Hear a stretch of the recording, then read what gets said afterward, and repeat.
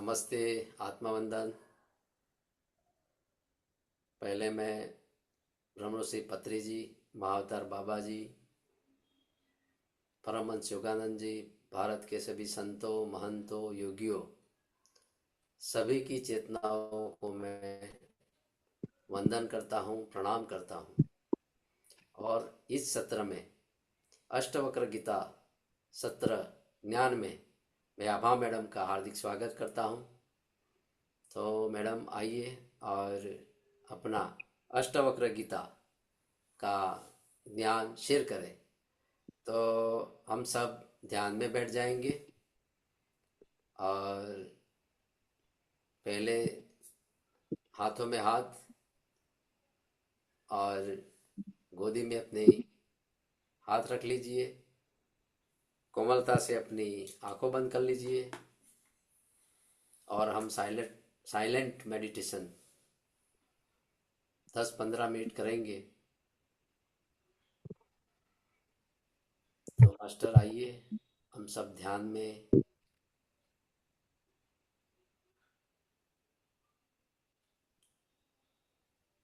आनापान सती ध्यान, आती हुई और जाती हुई श्वास हम महसूस करेंगे।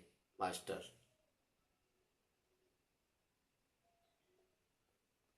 हमारा ध्यान फक्त श्वासों पर है।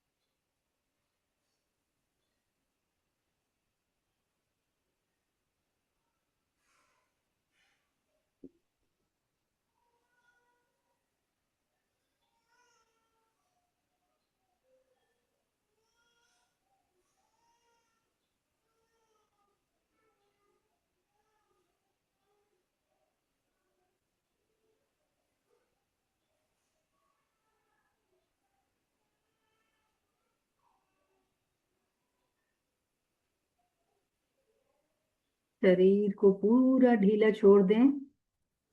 Relax your whole body. लंबी गहरी सांस।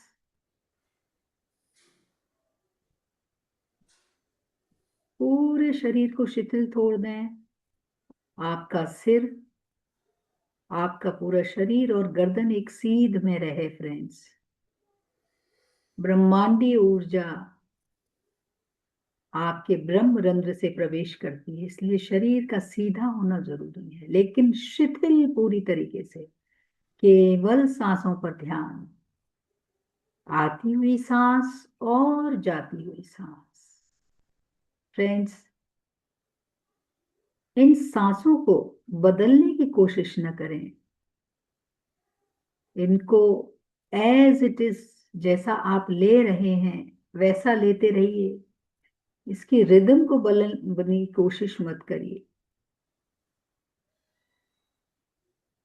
आती हुई सांस, जब आप सांस लेते हैं तो वो थोड़ी ठंडी होती है,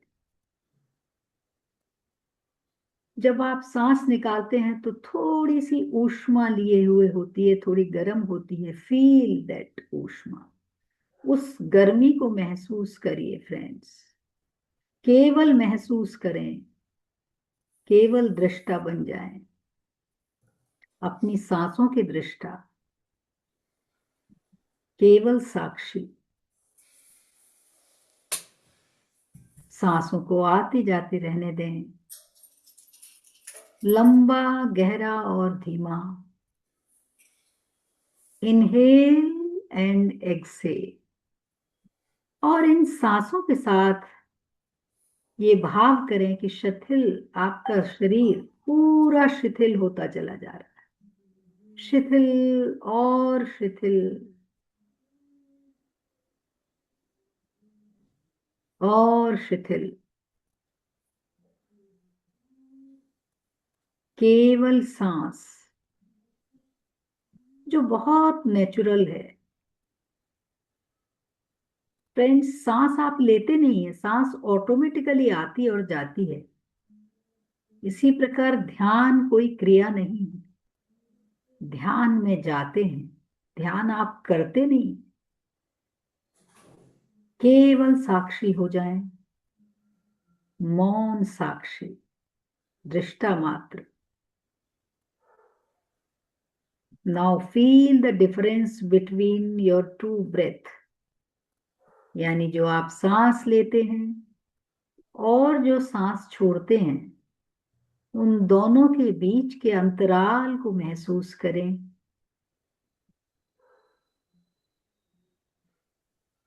ये अंतराल जितना लंबा होता जाएगा, शून्यता बढ़ेगी, आप शून्यता की ओर जाएंगे फ्रेंड्स।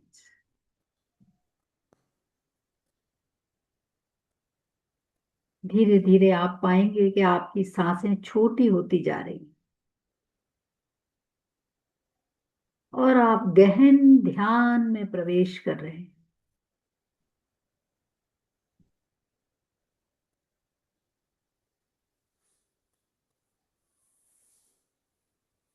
आरंभ में, शुरू शुरू में विचार आएंगे।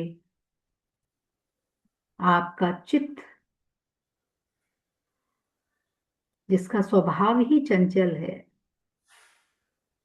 कई प्रकार के विचार आएंगे, लेकिन विचारों से लड़े नहीं, उनको प्यार से वापस सांसों पर ले आए फ्रेंड्स।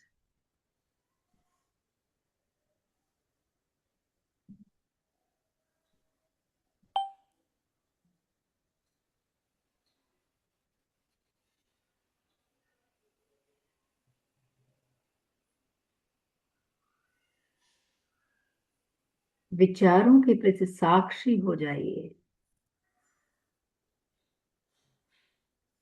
तटस्थ हो जाएं।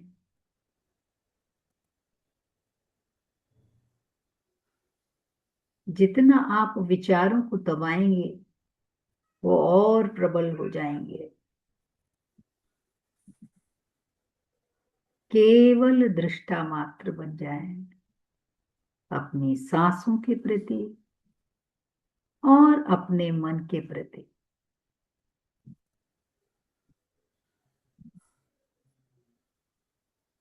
दोनों सांसों के बीच के अंतराल को महसूस करें। You are not the doer,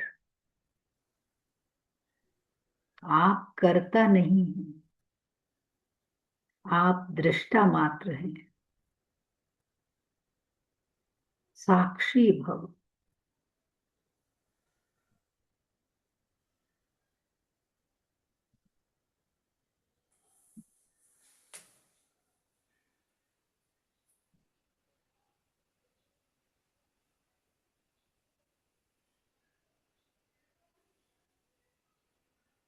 सांसों के साथ साथ ध्यान की गहराई में और गहरे उतरते चले जाएं।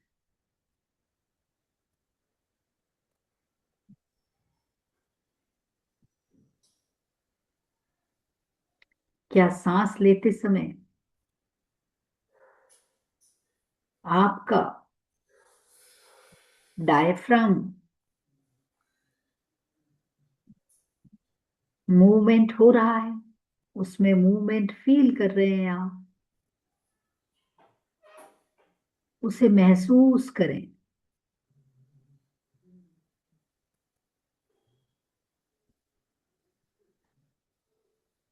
यही चेतना है।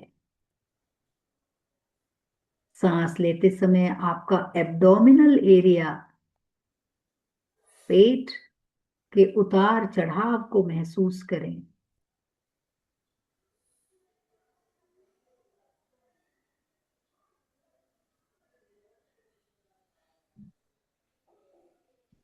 धीरे धीरे चेतना की गहराइयों में प्रवेश करते जाएं, केवल साक्षी बनकर, शून्य बनकर।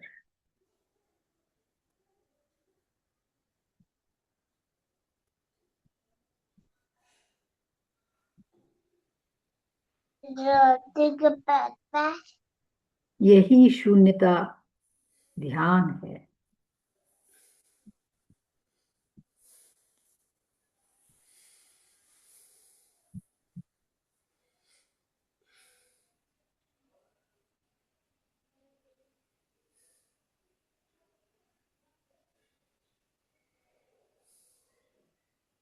ध्यान का अंतिम सत्र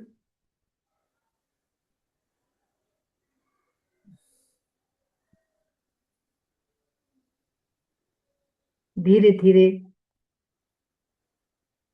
ध्यान से जनित सभी संवेदनाओं को, सभी वाइब्रेशंस को, संवेदनों को हृदय चक्र पर महसूस करें।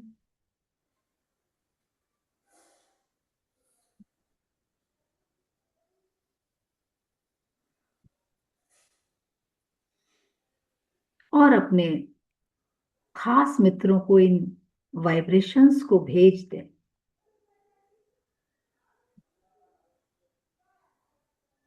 ध्यान के आखिरी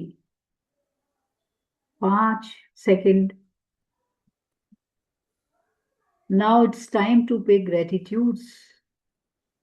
ये आभार प्रदर्शित करने का समय है। Pay your gratitudes to all your sadgurus, visible और इनविजिबल। अपने सभी सदगुरुओं के प्रति जो विजिबल हैं, जो दृश्य और अदृश्य हैं, उन सभी के प्रति अपनी कृतज्ञता ज्ञापित करें। पे your gratitudes to your parents, जिनके माध्यम से आप इस संसार में कुछ लर्न करने के लिए आए, फ्रेंड्स, कुछ सीखने के लिए आए हैं। पे your gratitudes to mother earth, धरती माँ के प्रति अपनी कृतज्ञता ज्ञापित करें, जो प्यार से सब कुछ सहकर आपको वो सारी सुविधाएं देती है जिसके कारण आप जिंदा हैं।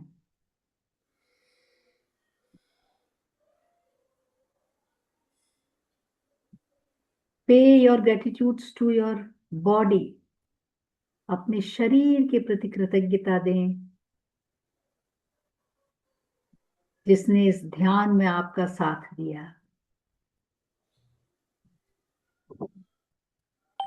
अपनी उस हर सांस के प्रति आप कृतज्ञ हों जिसके साथ जुड़कर आपने ध्यान किया। और अंत में इन सभी ग्रुप के लोगों के प्रति, जो भी ध्यान में शामिल हुए, उन सभी के प्रति आप अपनी कृतज्ञता अर्पित करें, जिनके साथ मिलकर आपने यह ध्यान किया और आपको उस ध्यान का आनंद मिला। फ्रेंड्स, सभी के प्रति कृतज्ञता देते हुए धीरे धीरे हम आसपास की ध्वनियों के प्रति आप सचेत हो जाएं। आप जिस स्थान पर बैठे हैं उस स्थान के प्रति सचेत हो। जो आपने कपड़े पहन रखे हैं उनके प्रति सचेत हो। ये ध्यान से बाहर आने का समय है फ्रेंड्स। दोनों हाथों को प्रणाम की मुद्रा में जोड़ लें हृदय चक्र के पास, और सभी के प्रति कृतज्ञता अर्पित करते हुए हम दोनों हाथों को मलेंगे और अपने नेत्रों को ऊपर लगा लेंगे, और उसकी ऊष्मा को, उस ऊर्जा को आप अपने पूरे चेहरे पर बिखेर लीजिए। ये ध्यान जनित ऊर्जा है। एक बार और दोनों हाथों को मलेंगे और अपने आंखों को अपनी हथेलियों के अंदर ही धीरे धीरे खोलेंगे और वापस उस ऊर्जा को चेहरे पर बिखेरते हुए हम मुस्कुराते हुए ध्यान से बाहर आ जाएंगे फ्रेंड्स। आप सभी का बहुत बहुत शुक्रिया। Thank you and thank you so much. आपके साथ मिलकर हम लोगों ने इस ध्यान यज्ञ में जो आनंद प्राप्त किया उसके लिए आप सभी को बहुत बहुत धन्यवाद। Thank you. खूब खूब धन्यवाद मैडम, बहुत अच्छा ध्यान करवाया। तो फ्रेंड्स, कैसा लगा ध्यान में? कुछ बहुत अनुभव अच्छा। बता सकते हैं तो आप बताइए। ये शॉर्ट ध्यान था, इसको शॉर्ट ध्यान कहते हैं। जरूरी नहीं है कि हर ध्यान हम लंबा ही बैठें, यस। लेकिन ध्यान से जो ऊर्जा मिलती है हमें, वो ऊर्जा और किसी चीज से नहीं मिल सकती जितनी हमें ध्यान में मिलती है फ्रेंड्स। वो ब्रह्मांडीय ऊर्जा होती है। तो आइए अब हम इस ध्यान सत्र के बाद ज्ञान सत्र की ओर चलते हैं। Yes yes. फ्रेंड्स, आज हम जिस ज्ञान का स्वाध्याय करने जा रहे हैं उसका नाम है अष्टावक्र गीता। आप लोगों में से पहले किसी ने यदि नाम सुना हो तो अपना हैंड रेज कर सकते हैं, अदरवाइज नहीं सुना है तो भी कोई बात नहीं है। क्योंकि आज पहला दिन है तो आज मैं खाली प्रस्तावना ही लूंगी उसके बारे में, क्योंकि जो चीज हम पढ़ने जा रहे हैं उसके बारे में हमें पता होना चाहिए कि हम क्या, किसके बारे में पढ़ना चाह रहे हैं, हम क्यों पढ़ना चाह रहे हैं। ये सारी चीजें जब हम स्पष्ट होती हैं तभी फिर हमारा मन भी लगेगा। तो आज जिस ग्रंथ का हम अध्ययन करेंगे उसके बारे में जो चर्चा, उसके बारे में थोड़ा सा आपको बता दूं, इंट्रोडक्शन दे दूं। आपने श्रीमद् भगवत गीता के बारे में तो सुना ही होगा, है ना? भगवत गीता हर घर में होती है। भले ही आप, बहुतों ने उसको पढ़ा नहीं होगा क्योंकि संस्कृत में है वो मूल तो, लेकिन वो हर घर में है। लेकिन गीता के अलावा फ्रेंड्स अभी लगभग 50 गीताएं और हैं जिन जो उतनी प्रचलित नहीं है। जैसे गायत्री गीता हो गई, उद्धव गीता हो गई, पिंगला गीता हो गई, विदुर गीता है। ऐसी बहुत सारी गीता है जो उतनी प्रचलित नहीं हुई जितनी ये श्रीमद् भगवत गीता। लेकिन इसी सिलसिले में श्री अष्टावक्र गीता आती है जिसको महागीता कहा गया है। और अष्टावक्र नाम के जो ऋषि थे, जो बहुत विद्वान और बहुत ही अध्यात्म की बहुत ही उच्च कोटि के ऋषि हुए हैं, जिन्होंने ये ज्ञान अपने प्रिय शिष्य जनक को दिया। तो ये जनक जिनकी मैं बात कर रही हूँ ये सीता जी के पिताजी का नहीं थे जनक। जनक ये उपाधि है फ्रेंड्स। वो जिन सीता जी के बारे में हम बात करते हैं, जिनकी सीता जी पुत्री थी, उनका नाम था सीरध्वज, जनक। लेकिन जनक ये उपाधि मिली है वो उसी वंशानुक्रम में पैदा हुए हैं। लेकिन जिन जनक की हम आज बात कर रहे हैं, जिनको अष्टावक्र ने ज्ञान दिया था, वो उस जनक की पीढ़ी में हुए हैं कहीं पहले, जिनके बारे में हम आज बात करेंगे। तो क्या फर्क है श्री अष्टावक्र और गीता में और इस गीता में? मैं श्रीमद् भगवद गीता में आपको मालूम है कि अर्जुन जो है उनको उपदेश दिया था श्री कृष्ण ने, है ना, जब अर्जुन युद्ध के लिए तैयार नहीं हो रहे थे और उनके अंदर एक विषाद आ गया था, उन्होंने कहा था कि मैं अपने बंधु बांधवों पर शस्त्र नहीं चलाऊंगा, तब श्री कृष्ण ने जो ज्ञान दिया था। तो इसमें अर्जुन प्रश्न करते हैं और श्री कृष्ण जो है उसका उत्तर देते हैं। लेकिन अष्टावक्र गीता में जो अष्टावक्र के शिष्य हैं महाराजा जनक, वो सिर्फ एक प्रश्न करते हैं, और वो प्रश्न क्या है कि इस संसार में जन्म मरण से कैसे मुक्ति होगी।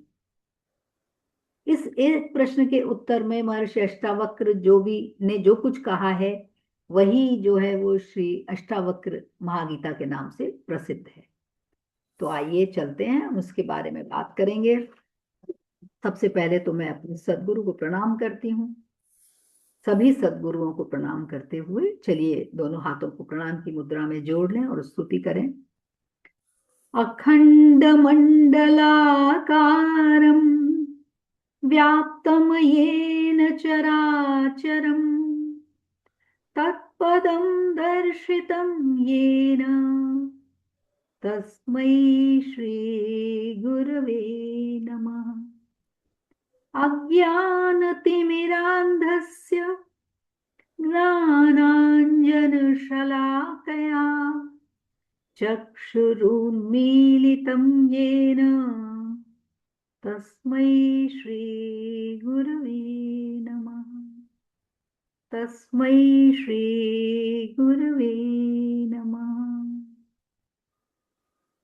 तो फ्रेंड्स, हम यहाँ पर जिस अष्टावक्र गीता के बारे में चर्चा के लिए और उसके बारे में ज्ञान प्राप्त करने के लिए स्वाध्याय के लिए एकत्रित हुए हैं, ये एक सैद्धांतिक ग्रंथ है जो मनुष्य मात्र को अंतिम सत्य तक ले जाता है। श्री भगवत गीता एक व्यावहारिक ग्रंथ है, लेकिन अष्टावक्र गीता जो है एक सैद्धांतिक ग्रंथ है। और इसके जन्मदाता कौन है? महर्षि अष्टावक्र, जो इति मार्ग के जन्मदाता माने जाते हैं। इति मार्ग का मतलब क्या है कि हमें इस संसार को छोड़ना नहीं, बल्कि इस संसार के सभी कर्मों को करते हुए हमें मुक्ति प्राप्त करनी है, उसको इति मार्ग कहा जाता है। उसके जो जन्मदाता हुए वो महर्षि अष्टावक्र ही हुए। इनका जन्म था फ्रेंड्स मिथिला में हुआ था। इनके पिता का नाम कहोड़ था, कहोड़ मुनि हुए हैं। तो इनके जन्म की कथा भी बड़ी विचित्र है। इनकी माता का नाम था सुजाता। जब ये और इनके जो पिताजी थे वो बहुत ही वेदज्ञ थे, वेदाचारी ब्राह्मण थे, जिसकी चर्चा हमने पिछली बार करी थी कि बहुत ही वेद पाठी ब्राह्मण और वेदों को मानने वाले, क्योंकि हमारे जो आदि ग्रंथ हैं वो वेद ही माने गए और वेद पाठी थे। लेकिन जब इनकी माता के गर्भ में अष्टावक्र आए तो वो तो रोज इनके पिताजी वेद पाठ करते थे। एक दिन अचानक, और अष्टावक्र जी का गर्भ था 8 महीने का, वो सुनते थे सारी चीजें माता के गर्भ में ही। तो एक दिन अचानक गर्भ से आवाज आती है कि अरे रुको, ये सब निरर्थक है पिताजी, शाब्दिक है, गले का मनोरंजन है, आत्मज्ञान ही सबसे बड़ा ज्ञान है, वेदों का ज्ञान निरर्थक है, वेद जो है अंतिम सत्य नहीं है, ऐसा कहने लगे। तो वह महर्षि कहोड़ मुनि चौंक जाते हैं कि ये आवाज कहाँ से आई। सुजाता भी चौंकती है, क्योंकि सुजाता के जो शब्द थे, शुद्ध सुजाता भी वेद पाठी नहीं थी, उसके पिताजी जो हैं वो भी वेद पाठी थे। तो पिताजी जो कभी क्रोध नहीं करते थे, उनको अचानक से उस दिन क्रोध आ गया। एक तो पिता, और वो भी पंडित थे, विख्यात पंडित थे, और गर्भ में छुपा हुआ बेटा जो अभी पैदा भी नहीं हुआ है, वो इस तरह की बात करे, पिताजी को टोके।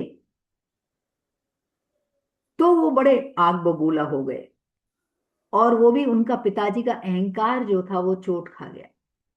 तो उन्होंने अपने पुत्र को ही शाप दे डाला गर्भ में ही। कि एक तो अभी पैदा नहीं हुआ तब ये हाल है, जब पैदा होगा तो क्या करेगा, ये तो निहाल कर देगा परिवार को। उन्होंने कह दिया कि जब तू पैदा होगा तो 8 जगह से कुबड़ा होगा, 8 जगह से अंगों से टेढ़ा मेढ़ा होगा। फ्रेंड्स प्लीज म्यूट कर लें, जो भी, जिनका भी अनम्यूट हुआ है प्लीज म्यूट कर लें, और लोग जिससे डिस्टर्ब ना हो प्लीज। अब वही हुआ जिसका डर था। जब ये पैदा हुए तो 8 अंगों से कुबड़े थे, टेढ़े मेढ़े थे, लेकिन आत्मज्ञानी इतने कि आरंभ से ही जो है इनका जो ब्रह्म तेज था इनके चेहरे पे सब झलकता था। फ्रेंड्स, सब भगवान राम कृष्ण सबकी कहानियां अलग अलग हैं।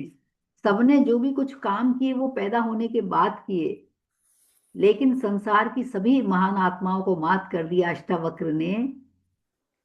उन्होंने माँ के गर्भ में ही वो सारा वक्तव्य दे डाला पहले ही। तो आप सोचिए क्या रहा होगा वो प्रकाश।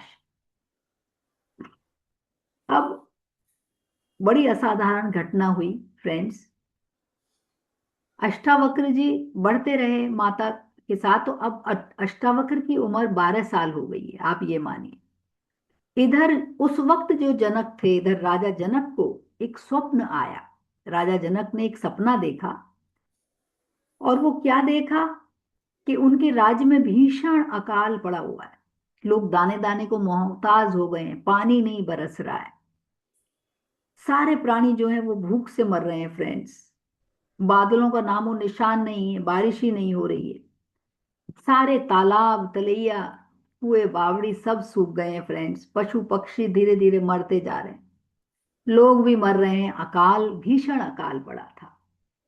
राजा भी अपने प्रजा के कष्टों के कारण बड़ा पीड़ित है।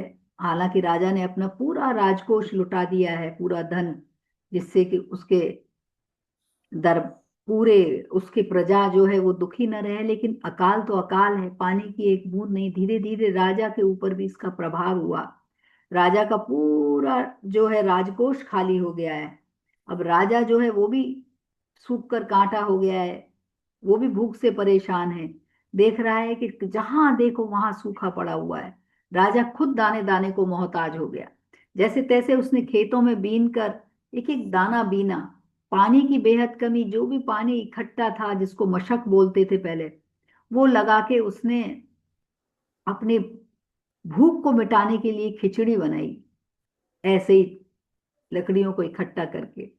और जैसे ही खिचड़ी बन के तैयार हुई, राजा ने अपने मुंह में ग्रास रखने वाला था, इतने में देखा कि एक बाज जो भूखा था वो झपट्टा मार के वो खिचड़ी ले गया, और जो बाकी खिचड़ी थी वो नीचे गिर पड़ी। अब तो राजा के में बिल्कुल आंसू निकल पड़े हैं।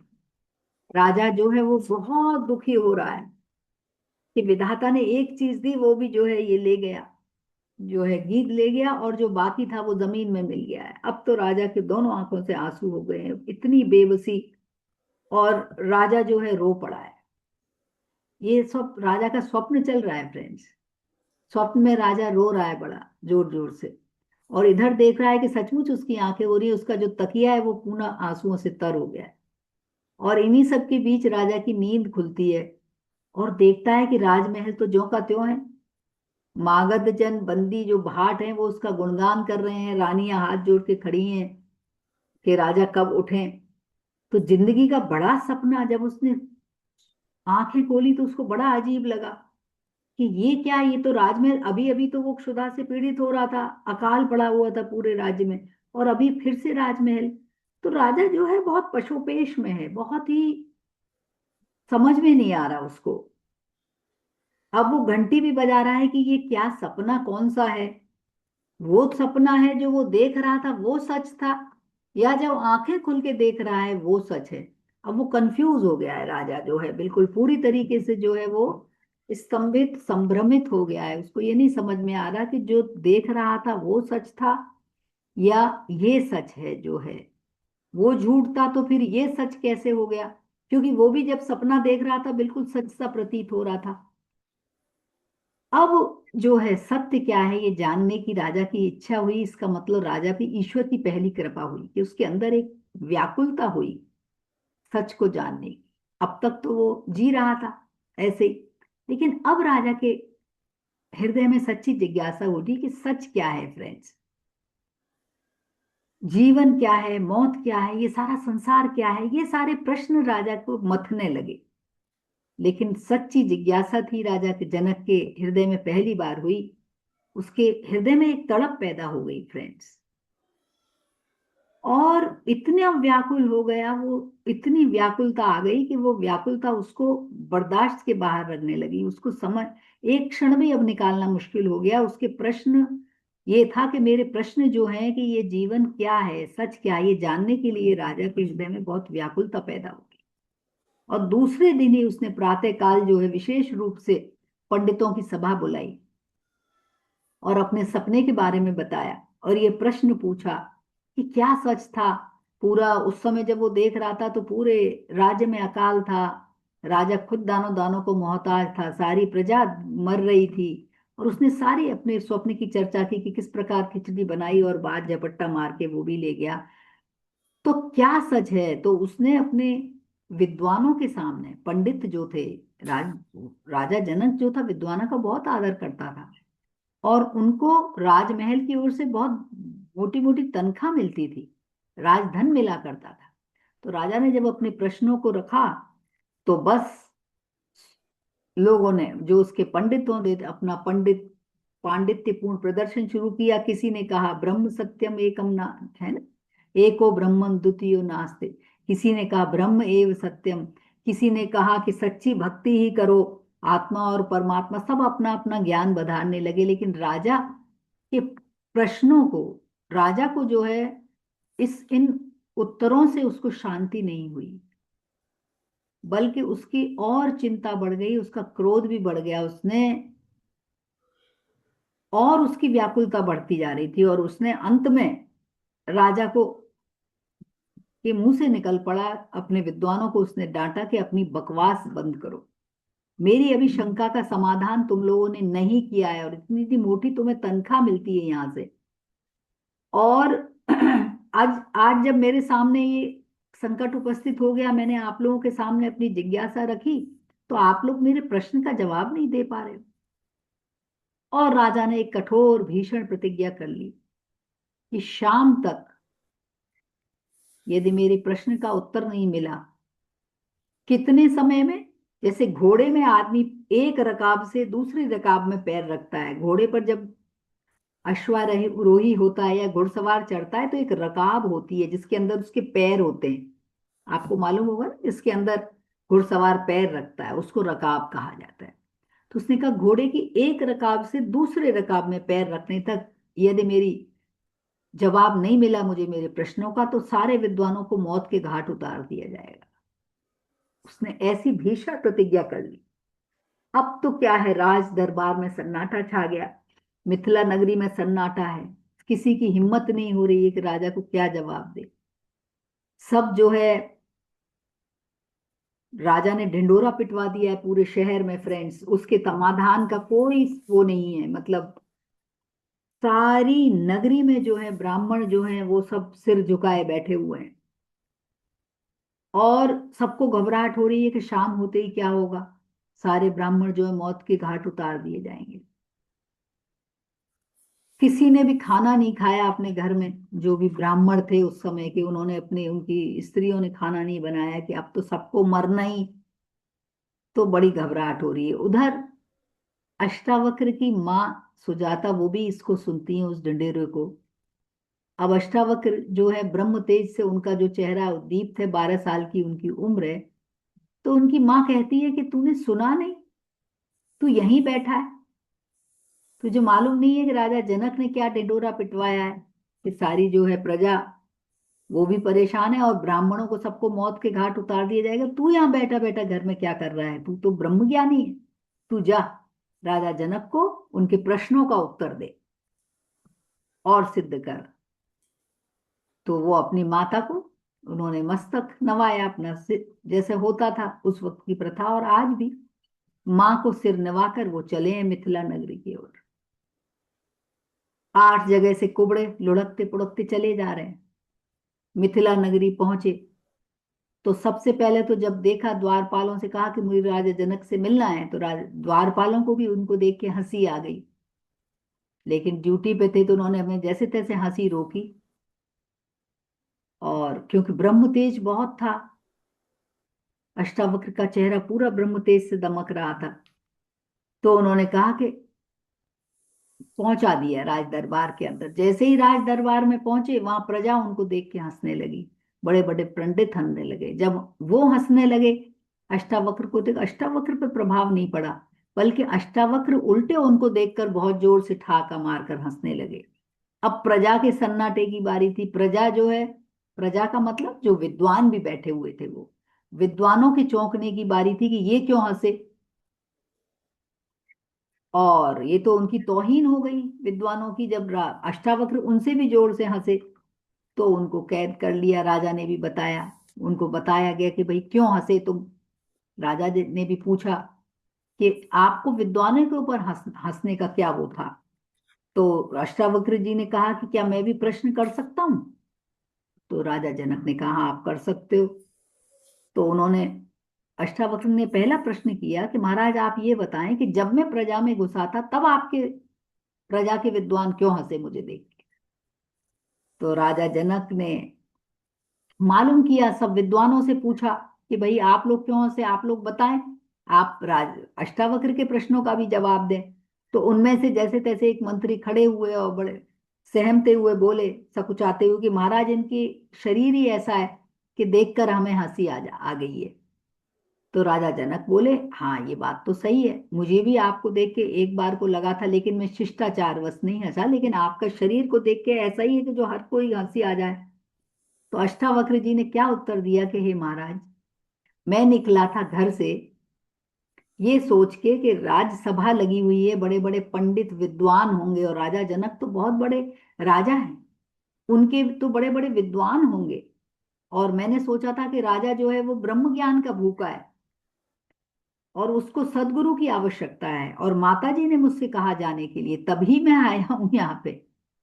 लेकिन और मुझे भी लगा कि भाई मैं ब्राह्मणों की रक्षा कर पाऊं, इतने ब्राह्मण, ब्राह्मणों का जीवन तो किसी राज्य के लिए वरदान से कम नहीं होता है।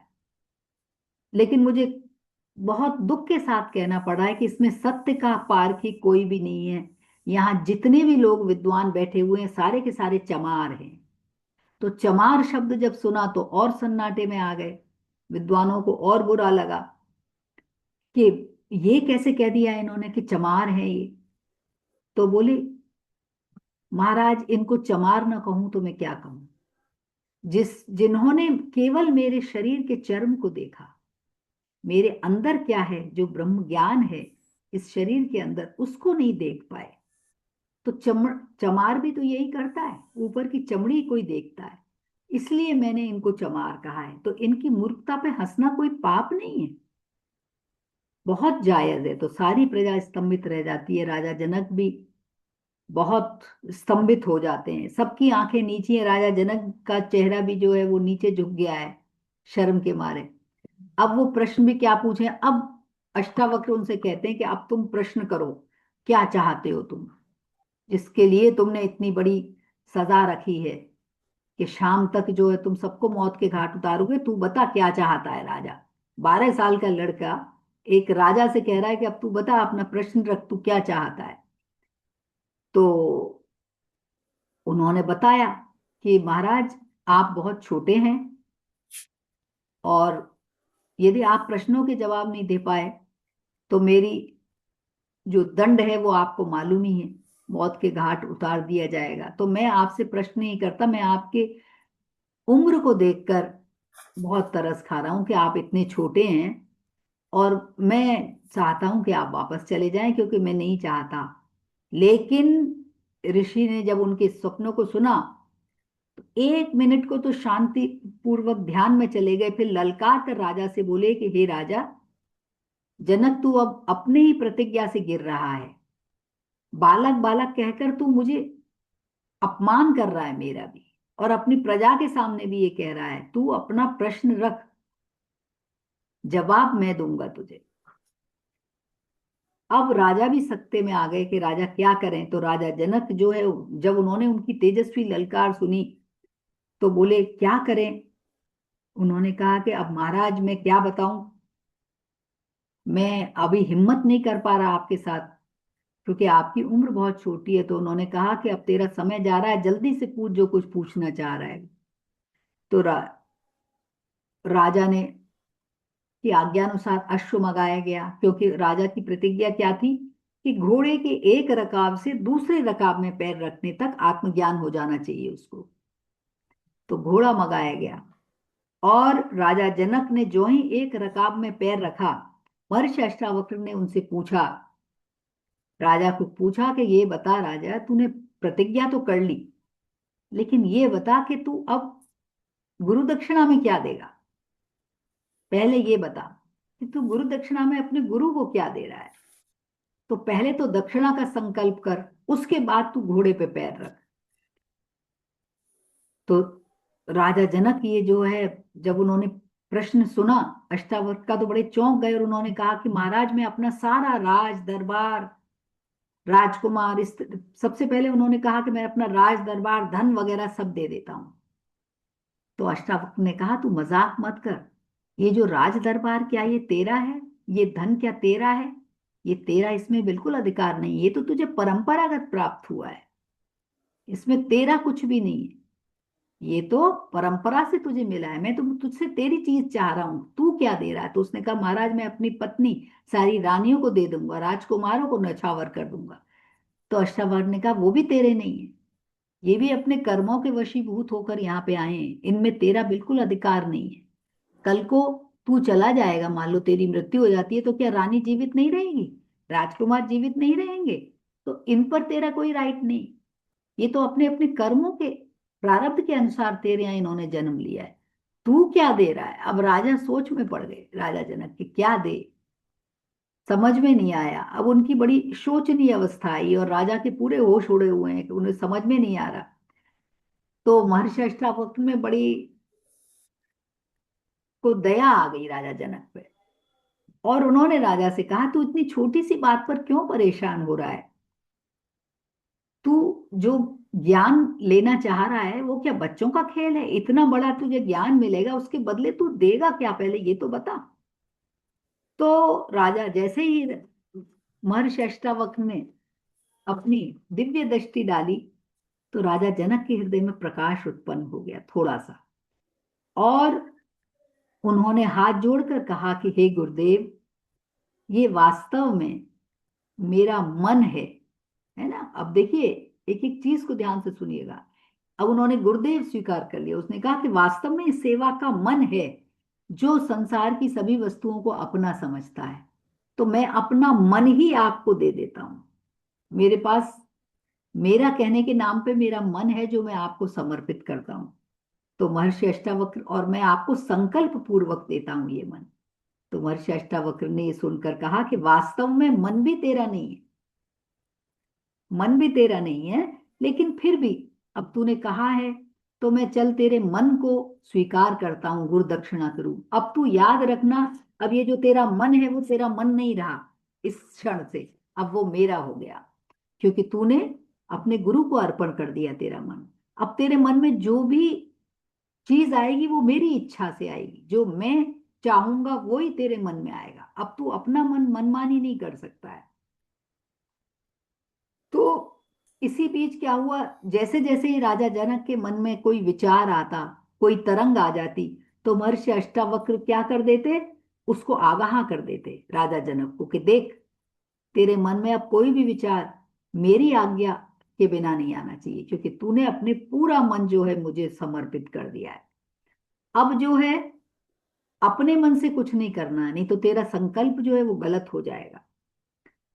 और अब तूने पूरा ये ध्यान रखना है हमेशा कि अब तूने पूरा सरेंडर कर दिया है मेरे ऊपर। तो इस समय तक राजा जनक कुछ समय तक तो लाचार रहे, क्योंकि मन में उनके जो भी विचार आता वो उनका नहीं होता, क्योंकि वो तो राजा को, अपने गुरु को भेंट कर चुके थे मन। तो धीरे धीरे ऐसी अवस्था आई कि राजा जनक को अपना आपा भी खो बैठे, इसीलिए उनको विदेह कहा गया, कि धीरे धीरे उनको ऐसी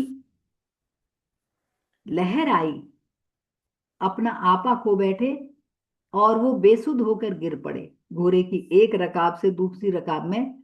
तो राजा को घोड़े से गिरते देखकर अष्टावक्र ने अपने प्रिय शिष्य को, यानी राजा जनक को, अपनी गोदी में ले लिया, गोद में ले लिया। और इस प्रकार उस स्थिति में राजा जनक ने जो प्रश्न पूछे फ्रेंड्स, धीरे धीरे उन सब का जो भी उत्तर गुरु ने दिया, वो सब ही हमारी अष्टावक्र महागीता में कहा गया है। तो यहां से हमारी शुरुआत होती है श्री अष्टावक्र की वचनामृत में। अब राजा जनक के मन में जो जो प्रश्न आएंगे, जो वो पूछेंगे, वो जो है अष्टावक्र गीता जो है उसके नाम से ही कही गई है फ्रेंड्स। तो इसको हम आज शुरू करें या नेक्स्ट में लें, वो अनिल जी बताएंगे। बताइए आप, आज लें? थोड़ा ले लो, कोई बात नहीं, ले सकते हाँ, हो। अभी समय समय कितना है, है? टाइम है। तो देखिए, अभी तो 15-20 मिनट है, कोई हाँ बात नहीं। ठीक है। तो प्रथम जो प्रकरण है इसका फ्रेंड्स, वो है आत्म साक्षात्कार, है ना, सेल्फ रियलाइजेशन इसको कहते हैं। अब इसका जो पहला श्लोक है वो है, कथम ज्ञानम अवाप्नोति, कथम मुक्तिर्भविष्यति, वैराग्यम च कथम प्राप्तम एतत् ब्रूहि मम प्रभो। अब देखिए, प्रभो आ गया, राजा जनक अब उनके शिष्यत्व उन्होंने बनना स्वीकार कर लिया। उम्र कितनी है अष्टावक्र की? क्रोनोलॉजिकल एज क्या है? 12 साल। 12 साल। 12 वर्ष की आयु में वो राजा जनक के गुरु बने। तो राजा जनक ने जो पहला प्रश्न उनसे किया वो पूछा।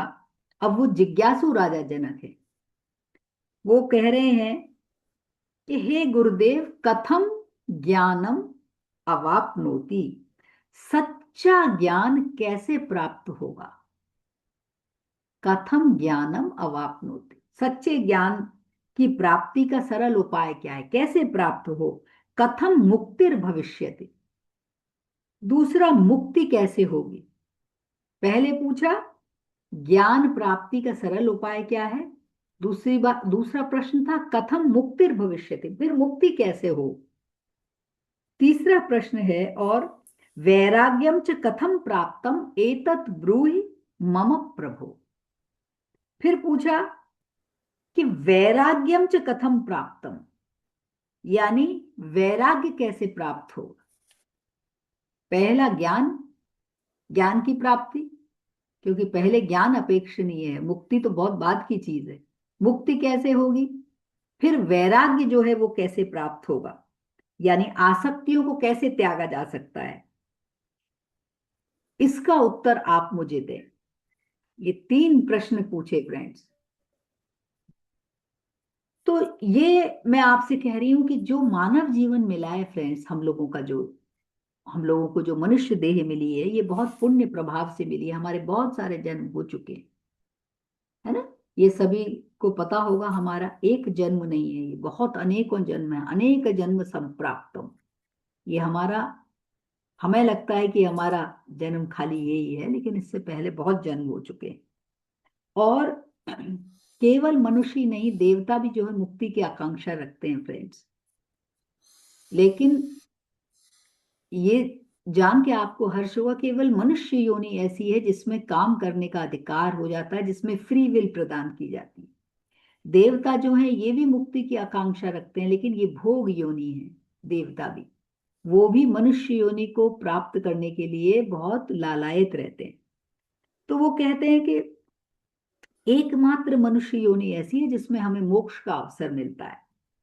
और बुद्धि, विवेक और ध्यान, ये तीनों चीज मिल जाए यदि हमारा, तो ये जो है मनुष्य का जो आना है जाना है, जिसको हम कहते हैं पुनरपि जन्मम पुनरपि मरणम, ये जो है बंद हो जाएगा।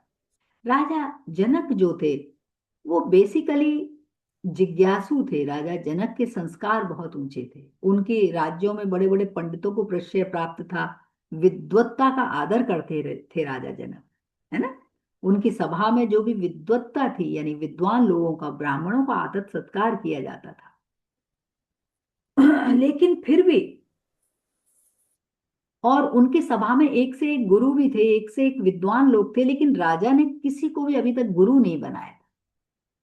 जैसे मैंने पिछली बार बात करी थी कि बंदी नामक एक विद्वान थे, जो कि राजा जनक के दरबार के चमकते हुए रत्न थे। बहुत ही विद्वान और बहुत ही ब्रह्मर्षि जिसको कहते हैं, वेदों के पूरा वेदता जानने वाले।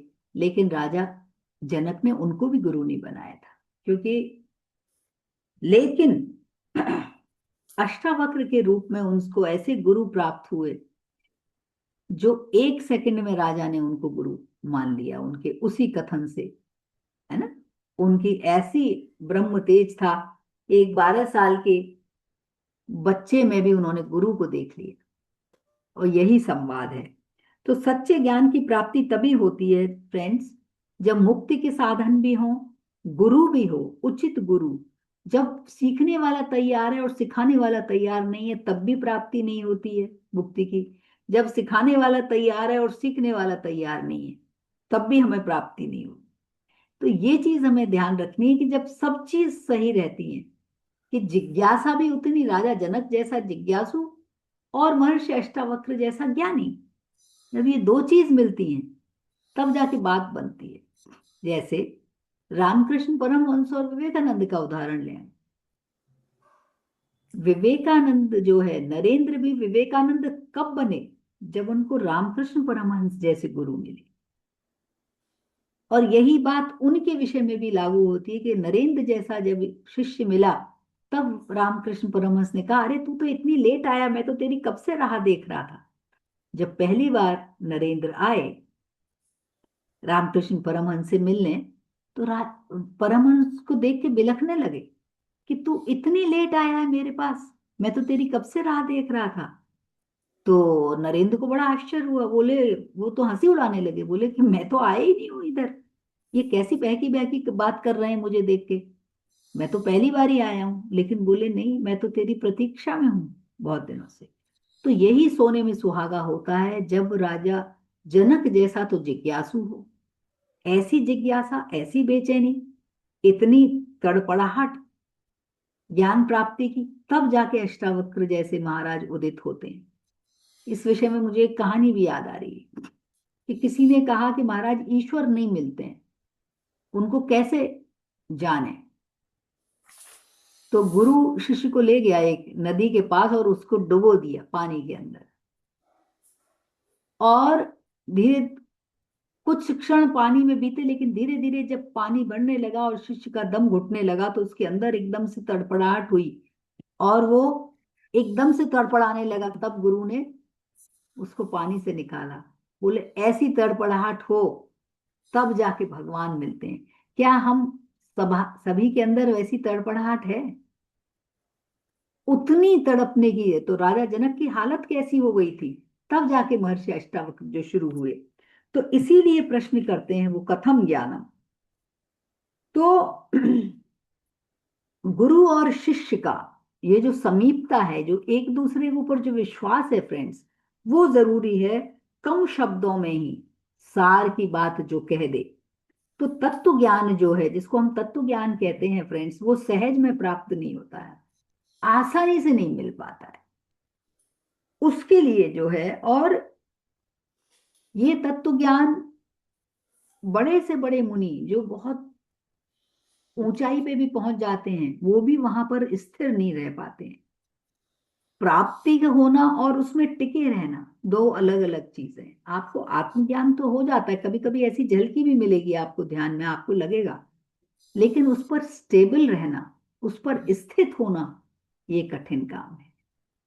और इसमें तभी होता है जब जन्म जन्म के संस्कारों के, जन्म जन्म में जो होता है, हमारे धीरे धीरे जो हमारा हायर माइंड होता है, जो हमारा उच्च मन है, जब वो हम परिष्कृत कर लेते हैं, जब वो हम कल्चर कर लेते हैं, यम से, नियम से, साधनों से, अभ्यास से, वैराग्य से, ध्यान से धीरे धीरे उसका प्योरिफिकेशन होता है। तब जाके मन जो है वो उस अकलुषित अवस्था में, जब धीरे धीरे सारी गंदगी साफ हो जाती है, सारा मैल मिट जाता है, तब जाके मन निर्मल होता है उस ज्ञान को लेने के लिए। तो राजा जनक को भी वो ज्ञान तब मिला जब उन्होंने अपना पूरा मन ही समर्पित कर दिया अपने, कि भाई अब मेरा मन भी मेरा मन नहीं है। अब अष्टावक्र ने कहा अब जो भी भाव आएगा वो तेरे अंदर, वो मेरी इच्छा से आएगा। जब मैं चाहूंगा तब तू प्रश्न करेगा। तो इतना सरेंडर जब राजा जनक ने टोटल टोटल जिसको कहते हैं सरेंडर, जब पूरी तरीके से समर्पित कर दिया महर्षि अष्टावक्र को अपना सब कुछ, तब जाके धीरे धीरे जो ये ज्ञान वो हुआ, तब हुआ। तो राजा जनक ने 3 प्रश्न पूछे, उनको मैं फिर से बताए दे रही हूं।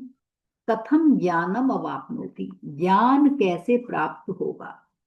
दूसरा क्या पूछा, कथम मुक्तिर भविष्यति, कैसे मुक्ति होगी। और वैराग्यम से कथम, और दूसरा क्या है। अब आप देखिए बड़ी अजीब बात है, राजा जनक और ये प्रश्न कथम ज्ञानम, राजा जनक तो बहुत विद्वान थे, है ना, वो तो ज्ञान, उनका तो पूरा पुस्तकालय भरा हुआ था ज्ञान विज्ञान की किताबों से, और व्याकरण के प्रकांड पंडित थे राजा जनक। लेकिन पूछने की बात है ये कोई कथम ज्ञानम, उनका तो पूरा पुस्तकालय भरा पड़ा था, राजा जनक बहुत विद्वान थे, राजा जनक को भी मालूम था। लेकिन ये किताबों का ज्ञान किताबी ज्ञान नहीं है। तो किसी ने कहा है कि कुतुब महज सूखी हुई हड्डियां हैं, चबाए इन्हें कौन बड़ी सख्त जाए। किताबों को क्या माना गया है कि ये तो सूखी हड्डी की तरह है, इनको कौन चबाएगा। जिंदा गुरु जो है, यदि आपको ज्ञान लेना है तो किसी जीवित गुरु की शरण में जाओ, जिसका पूरा जीवन ही पुस्तक की भांति हो, जो जीवन जो ऐसा जी रहा हो। किताबों में लिखी हुई बात तो सूखी हुई हड्डियों की तरह है। मुश्किलों से मिलती हैं जिंदा किताबें, किस्मत से मिलती हैं खालिस शराब। जो जिंदा किताब है वो बड़ी मुश्किलों में मिलती है। तो वेद जो हैं, जिनको हम वेद कहते हैं, वो फ्रेंड्स कोई हमारी किताबों में लिखित नहीं है। ये वेद ऋषियों के अंतर मन में प्रकट हुए, ज्ञान के रूप में उनके पवित्र हृदय में उत्पन्न हुए। तो ऐसा ही पवित्र और निर्मल हृदय चाहिए उस ज्ञान को लेने के लिए। इसीलिए राजा जनक ने जब अपना पूरा मन समर्पित कर दिया, तब उनका हृदय जो था अपने प्रिय गुरु की कृपा से पूरी तरीके से निर्मल हो गया। क्योंकि अब जो कुछ आ रहा था वो गुरु की कृपा से आ रहा था। गुरु ने कहा अब जो भी कुछ तू सोचेगा वो मेरी कृपा से सोचेगा। तो कितना ही पढ़ लो, कितना ही पढ़ सुनकर जान ले, हम पढ़ते जाएं, तोते बन जाएं, सारे सूत्र रट लें, फिर भी जो है ज्ञान नहीं आता है, बल्कि अहंकार हो जाता है ना। और वो अहंकार और जकड़ लेता है। तो यदि हमें किसी सुंदरता को देखना है तो प्रकृति में चले जाएं और उसका आनंद लें। तो साधारण व्यक्ति के लिए, जिसको हम कहते हैं कि हमें ये ज्ञान है, कलाकार के लिए वही सौंदर्य हो जाता है। एक कवि जो है कविता गढ़ लेता है, हमारे लिए जो रोजमर्रा की जिंदगी है उसमें ही कविता कविता ढूंढ लेता है। एक कलाकार है, वो हम रोज पेड़ों को देखते हैं, चंद्रमा को देखते हैं, लेकिन एक कलाकार अपनी ब्रश से वो सब कुछ जिंदा कर देता है। उसके लिए वैसा हृदय चाहिए, कलाकार का, कवि का हृदय चाहिए। तो भगवान जो है वो कोई अलग ऐसा नहीं है कि यहाँ से ऊपर कोई बैठा हुआ है एक सिंहासन में। ये ब्रह्मांड का जितना सौंदर्य है, प्रकृति का जितना सौंदर्य है, प्रेम है, इन सब का एकत्रित नाम जो है उसको हम परमात्मा कहते हैं। पहले ये जानना हमें बहुत जरूरी होगा। और उसके लिए निर्मल चित्त चाहिए। उस ज्ञान को प्राप्त करने के लिए, उस ज्ञान की सराहना करने के लिए हमें निर्मल चित्त चाहिए। तो पहला प्रश्न था कथम ज्ञानम, कैसे होगा ज्ञान। फिर कथम मुक्ति, मुक्ति कैसे होगी। और वैराग्यम से कथन, क्योंकि जिसको हम ज्ञान समझते हैं ना फ्रेंड्स, वो तो हमें बांध लेता है। कैसे मुक्त कहाँ करता है, क्योंकि ज्ञान तो वही है जो मुक्त करे। लेकिन पंडितों को देखो, वो मुक्त कहीं से नहीं दिखाई देते, वो अपने पंडिताई में ही लगे हुए हैं, अपनी विद्वत्ता का उनका घमंड हो जाता है। धोती कुर्ता तिलक में, ये लंबे लंबे बाल बढ़ा लिए, वो उनमें अटका हुआ पड़ा है। वो उसी को ज्ञान समझता है, शब्दों की तोड़ मरोड़ में उसी को ज्ञान समझता है। तो मुक्ति की बातें हम करते हैं, लेकिन हम खुद बंधे हुए हैं। तो राजा जनक ने जब पूछा कैसे मुक्ति होगी, क्या है मुक्ति, उस ज्ञान को मुझसे कहें जिससे मुक्ति हो जाए। ये मुक्ति जो है, इस शब्द को हमें थोड़ा सोचा जाए तो ये स्वतंत्रता जिसको हम कहते हैं, फ्रीडम, ये मनुष्य की सबसे बड़ी अभिलाषा, स्वतंत्रता की। तभी हम कहते हैं कि एक परतंत्र जो है, पिंजरे को हम, एक सोने के पिंजरे में भी एक पक्षी को बंद कर दें, चाहे वो सोने का पिंजरा हो, लेकिन वो उसमें दुखी रहेगा। चाहे वो हीरे मणियों से लदा हुआ हो, लेकिन आप उस पक्षी से पूछिए जो उसमें है, वो उड़ना चाहेगा। उसकी जो स्वयं की जो आकांक्षा है वो मुक्त गगन में उड़ने की होगी। तो स्वतंत्रता की जो है, तो अध्यात्म में जो है, हमारी जो भारतवर्ष में जो हमारी जो धरोहर है, वो वही अध्यात्म है फ्रेंड्स, जिसमें कोई बहुत, हमने अपने जीवन को जितना सुख से लाद दिया है वैसी चीज नहीं है। हमारे ऋषि मुनियों ने इस चीज को नकार कर, यानी जो सुख है जिनको हम भोग विलास कहते हैं, उससे ज्यादा उस स्वतंत्रता को सुना, व्यक्ति के जीवित रहने की स्वतंत्रता, जिसमें वो कुछ मुक्त सोच सके। तो यही चीज जब आपको मालूम होगा, जब सिकंदर आया था हमारे देश पर अटैक करने के लिए, है ना, सिकंदर का तो नाम आप लोगों ने सुना होगा, विश्व विजय के लिए जो निकला था और जब भारतवर्ष पे आ, तो वो यहाँ के जब वो जा रहा था, लेकिन साथ के साथ उसके अंदर ज्ञान प्राप्त करने की भी अभिलाषा थी। तो वो यहाँ से चाहता था, उसके गुरु ने कहा था कि जब तुम भारतवर्ष जाओगे तो वहां से कोई आध्यात्मिक गुरु को जरूर लाना यहाँ, क्योंकि वहां भारतवर्ष की सबसे बड़ी धरोहर वहां के अध्यात्म है। तो वो गुरु की, अपने गुरु की आज्ञा पालन के लिए जब उसने यहाँ पे कई प्रदेशों को जीता, तो उसने सोचा कि यहाँ अंत में ले चलता हूं, मैं यहाँ गुरुओं को बताऊंगा कि वहां आपको बहुत कुछ यश मिलेगा, आपका जीवन बड़ा अच्छा होगा। तो देखा, जब वो जंगलों में से होकर निकला तो उसको बड़े बड़े वैरागी मिले, बिल्कुल फकीर। तो उसने कहा, अपनी बात बताई। तो उसने कहा कि तू हमारा क्या कर लेगा, जो सुख हमें यहाँ मिल रहा है। फिर उस ऋषि ने, यानी उस फकीर ने सिकंदर से कहा कि तूने एक चीज इतनी दबा दी है, बैलेंस नहीं है तेरी लाइफ। तो उसने ये बताया कि किसी चीज को ज्यादा दबा दोगे तो दूसरी चीज, जैसे शीशों में होता है, एक को दबाया है तो दूसरा सिरा खड़ा हो गया, संतुलित जीवन नहीं है। तो बोले कि तू क्या करेगा मुझे ले जाके, हम तो यहाँ पर स्वतंत्र हैं। तब बहुत बड़ा पाठ लेके गया वो यहाँ से, कि यहाँ भारतीय अध्यात्म जो है वो सुख दुख दोनों से ऊपर की बात करता है। वो न सुख की बात करता है न दुख की बात करेगा, इनसे परे जाने की बात करता है। तो वही परे जाने की बात हम पूरी अष्टावक्र गीता में हम करेंगे। जो राजा ने पूछा कथम मुक्ति, कैसे, तो पहले ज्ञान, कथम ज्ञानम कथम मुक्ति, वैराग्यम च कथम भवेत, फिर वैराग्य की प्राप्ति कैसे होगी। अब जो अष्टावक्र ने उत्तर दिया, इसको हम अगले उसमें लेंगे। पहले आप जितनी आज बात हुई है उस पर चिंतन मनन करिएगा, खाली इसको सुनिएगा मत। यदि आप लोग अपना इतना अमूल्य समय निकाल कर यहाँ पर एकत्रित हुए हैं, तो मैं चाहती हूँ कि आप अपने वीडियोस भी ऑन रखें, और हो सके तो कहीं से भी ले लीजिए, या सुनिए भी तो भी ध्यान ध्यान से सुनिएगा, क्योंकि इतना समय भी आप दें तो वो मैं चाहूंगी कि उस समय का पूरा सदुपयोग हो। तो मुझे भी अच्छा लगेगा कि मेरा कहना भी व्यर्थ नहीं गया। धीरे धीरे आप इस पर मनन चिंतन करेंगे तो स्वतः आपके अंदर भी प्रश्न और जिज्ञासाएं भी उठेंगी, और वो जिज्ञासाएं ही आपके आगे बढ़ने का साधन रहेंगे। जब तक जिज्ञासा नहीं है जनक की तरह, तब तक खाली सुनने से कुछ नहीं होगा, कि रट्टू बिल्कुल। तोते की तरह मैंने भी बोल दिया और आपने भी सुन लिया। It should be A two way conversation, तब मुझे भी अच्छा लगेगा। Yes yes. अदरवाइज मुझे ऐसा ही लगेगा कि मैंने केवल बोल दिया, लेकिन मैं कोई पंडित नहीं, है ना, कि मैं कोई अपना विद्वत्ता का वो करूं। मुझे अच्छा तभी लगेगा क्योंकि आप लोगों की वजह से मेरा भी ज्ञान होगा।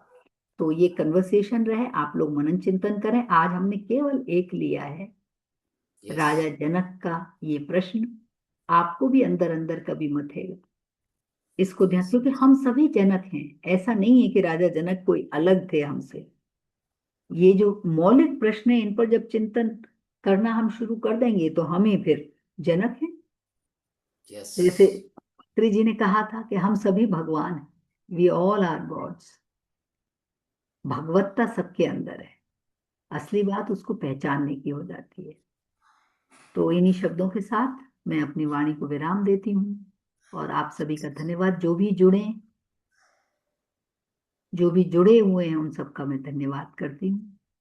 लेकिन इस पर मनन चिंतन भी करें। हम चाहे एक या दो ही श्लोक लें, लेकिन वो पूरे, जब तक उन पे हम सोचेंगे विचारेंगे नहीं, क्योंकि ये अष्टावक्र महागीता थोड़ी गहरी है ना। श्रीमद् भगवत गीता एक में व्यवहारिक है, लेकिन ये थोड़ी गहरी है। तो इसके लिए हमें थोड़े गहरे जाना पड़ेगा, सोच विचार करना पड़ेगा। ठीक है, तो आप बिल्कुल। सभी का धन्यवाद, थैंक यू बहुत मैडम। बहुत धन्यवाद। बहुत अच्छा। क्योंकि भगवत गीता में अर्जुन और भगवान श्री कृष्ण का संवाद है। इसमें जनक राजा और अष्टावक्र का, जनक राजा प्रश्न पूछते हैं कि आपने बताया पहला कि भाई घोड़े के पैगड़े में हम पाँव रखते हैं, इतने में दूसरे पाँव रखते हम्म। हैं तभी ब्रह्म ज्ञान हो सकता है, ऐसी बात कही। तो ये जनक राजा को आश्चर्य लगा कि भाई इतने में ब्रह्म ज्ञान क्या हो सकता है क्या। तो बहुत सारी जिज्ञासा होती है। और ये बहुत अच्छा। अब अष्टावक्र गीता मैंने पढ़ा भी नहीं है, मैं आपसे ही मुख से सुन रहा हूँ। कोई क्योंकि बात मेरे नहीं। पास पुस्तक है भगवत गीता, लेकिन मैंने, अरे, अष्टावक्र गीता है लेकिन पढ़ने का चांस नहीं मिला। इसलिए तो मैंने ऐसा सोचा कि चलो अष्टावक्र गीता आभा मैडम से स्वमुख से सुनेंगे, तो ये स्वाध्याय भी हो जाएगा और अच्छा भी हो जाएगा। तो नहीं नहीं, बिल्कुल। और मैं तो चाहूंगी कि जो लोग और जुड़ना चाहें, जैसे यस, ये मैंने तो बताया, अभी मेरी दो तीन जगह पर हो रही है, और बहुत लोग जुड़ते हैं वहां पे, उनको धीरे धीरे इंटरेस्ट आने लगा है, और वो प्रश्न भी पूछते हैं। तो मुझे भी अच्छा लगता है कि वो प्रश्न पूछें। तो आपके मंच पे भी जब लोग आएंगे, धीरे धीरे प्रश्न पूछें यस यस। और अपनी बात भी शेयर करें। ये टू वे कन्वर्सेशन है, एक नहीं है। केवल ये नहीं है कि मैंने बस बोल दिया और ये कर दिया। जैसे गायत्री जी अभी हैं, गायत्री जी यदि आप अपना वीडियो ऑन कर सकें तो ज्यादा अच्छा होगा। यस। गायत्री जी आपके यहाँ आती हैं क्या? गायत्री बहन पहली बार आए हैं अच्छा मंच अच्छा। पर, तो लेकिन वीडियो ऑन ध्यान कर में सकती बैठी हैं होंगी, या गायत्री जी। शायद कुछ ध्यान में बैठे हो तो पता नहीं, या कुछ। चली गई हैं, ठीक है, अच्छा कोई अच्छा। बात नहीं। तो अभी आपने यूट्यूब ऑफ कर दी है क्या? नहीं, मैं बस अच्छा। वही आपका कि ज्ञान क्या है, मुक्ति क्या है और वैराग्य क्या है, बहुत अच्छी वैराग्य क्या है? बताई। हाँ, और इसके बारे में तीन आगे प्रश्न हैं। चर्चा है। कथम यस। ज्ञानम, है ना, कथम कथम ज्ञानम मुक्तिम अभा, वैराग्यम च कथम। कथम मुक्ति भविष्यति। हाँ यस, हाँ। मैंने लिखा है। तो इन तीन, वैराग्यम च कथम प्राप्यति, इत्थम हाँ ब्रूहि मम प्रभो। हाँ, कथम ज्ञानम अवाप्नोति कथम मुक्तिर भविष्यति, यस। वैराग्यम च कथम प्राप्तम एतद् ब्रूहि मम प्रभो। तो बस। तीन इंपॉर्टेंट चीजें, अब तीन के ही उत्तर में जो कुछ उनके मुंह से जो वो सरित बही ज्ञान की, वही सब अष्टावक्र गीता में है। कैसे कैसे उन्होंने कहा कि मुक्ति, आगे हम बात करेंगे इसकी, है ना। यस यस, એટલે विद्या की हाँ। बात कही गई है। हम्म। तो वो बोलते हैं ना कि भाई सा विद्या या विमुक्त है। हाँ, विद्या जो है हमको जो बंधनों से मुक्ति दे मुक्त दे। करे, हम्म। उसको ही विद्या कहा जाता है। तो बिल्कुल। बहुत अच्छी बात है। जो बांध रही है आपको वो मुक्ति वाली नहीं है। हाँ, जो मुक्ति दिलाने वाली है वही विद्या है। हम्म। तो बहुत अच्छा सेशन है मैडम आपका, खूब खूब धन्यवाद। और अगले सेशन में भी बहुत अष्टवक्र वक्र जो हैं गीता को सुनने के लिए सब आएंगे, ऐसा मुझे भी, मैं भी प्रचार करता हूँ। और सभी ग्रुपों में भी हम शेयर करेंगे। तो बहुत ठीक है। धन्यवाद मैडम। और यहाँ सेशन हम समापन करते हैं। सबका मंगल ओम हो, तत्सत। सबका मंगल हो, सबका मंगल। हरिओम तत्सत, हरिओम ओम तत्सत, तत्सत। हरिओम तत्सत। ओम शांति शांति। शांति शांति।